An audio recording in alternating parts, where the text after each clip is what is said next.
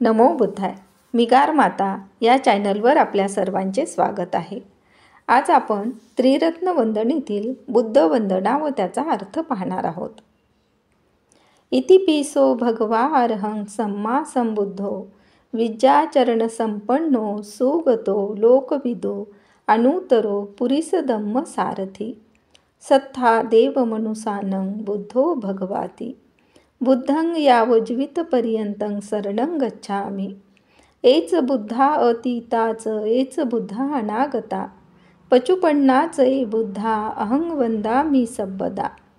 नथी मे शरणं आयं बुद्धो मे शरणं वरं एतेन सज्जवज्जेन होतु मे जय मंगलम्. उत्तमंगेन वंदेह पादपशुवरुत्तमं बुद्धेयो खलितो दोषो बुद्धो खमतु तं मम. एकिंची रतनं लोके विज्जती विविधा पुतो रतनं बुद्ध सम्मनती तस्मा सोंथी भवन्तु मे.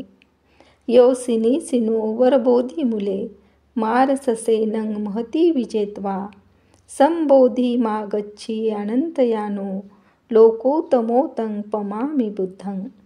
याचा अर्थ,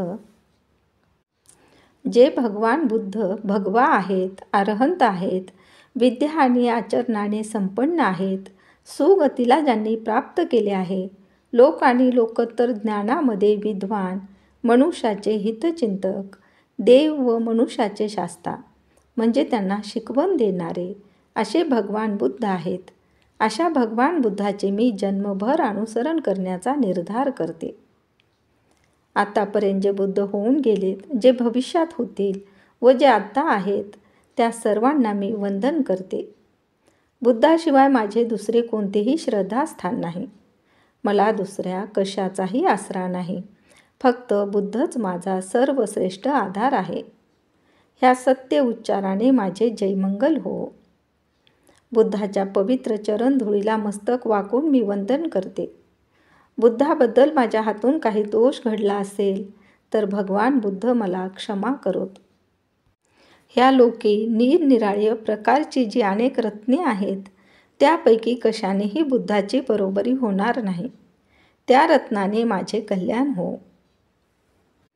ज्याने पूज्य बोधिवृक्षाखाली बसून माराच्या अफाट सेनेसह त्याचा पराभव केला, अनंत ज्ञान प्राप्त करून ज्याने बुद्धत्व प्राप्त करून घेतले, जो सर्व जगात श्रेष्ठ आहे, अशा बुद्धाला मी नमस्कार करते, वंदन करते. धन्यवाद.